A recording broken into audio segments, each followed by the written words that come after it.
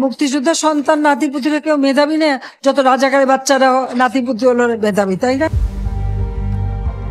ভারতের মাটিতে আশ্রয় নেওয়া বাংলাদেশের ক্ষমতাচ্যুত সাবেক প্রধানমন্ত্রী শেখ হাসিনার মৃত্যুদণ্ডাদেশ দিয়েছেন আন্তর্জাতিক অপরাধ ট্রাইব্যুনাল। মানবতা বিরোধী অপরাধের অভিযোগে ট্রাইব্যুনাল তাকে মৃত্যুদণ্ড দিলেও এই রায় কিভাবে কার্যকর হবে তা নিয়ে শঙ্কা রয়েই যাচ্ছে।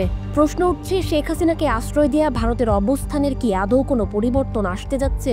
আমরা বলেছি 1400 শহীদ নিহত এবং আহত হয়েছে 25,000। বাংলাদেশের আন্তর্জাতিক অপরাধ ট্রাইব্যুনাল শেখ হাসিনার বিরুদ্ধে মানবতা বিরোধী অপরাধের অভিযোগে মৃত্যুদণ্ডের সাজা ঘোষণার পরেও ভারত সরকার এই ঘটনায় তাৎক্ষণিক কোনো প্রতিক্রিয়া জানায়নি। তবে দিল্লির শীর্ষস্থানীয় কর্মকর্তারা বিবিসির কাছে স্পষ্ট আভাস দিয়েছেন যে এই রায়ের ফলে শেখ হাসিনাকে নিয়ে তাদের অবস্থান বিন্দুমাত্র বদলাচ্ছে না।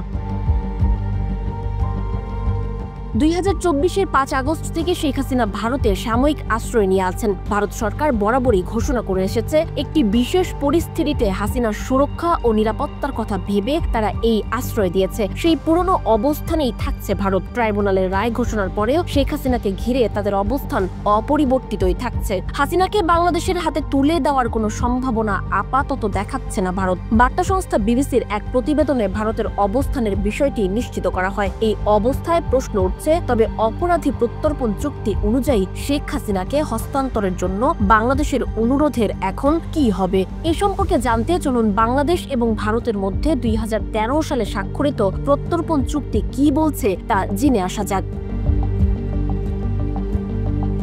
2013 সালের স্বাক্ষরিত প্রত্যর্পণ চুক্তিতে একটি গুরুত্বপূর্ণ ধারা রয়েছে।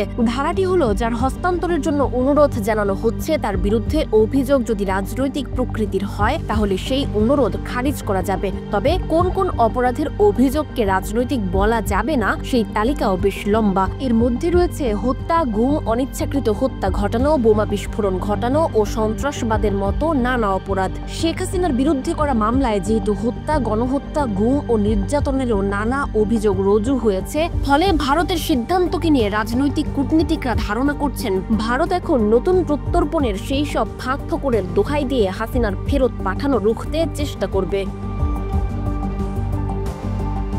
সানজিদা আফরিন, সোনিয়া, নাগরিক, প্রতিদিন।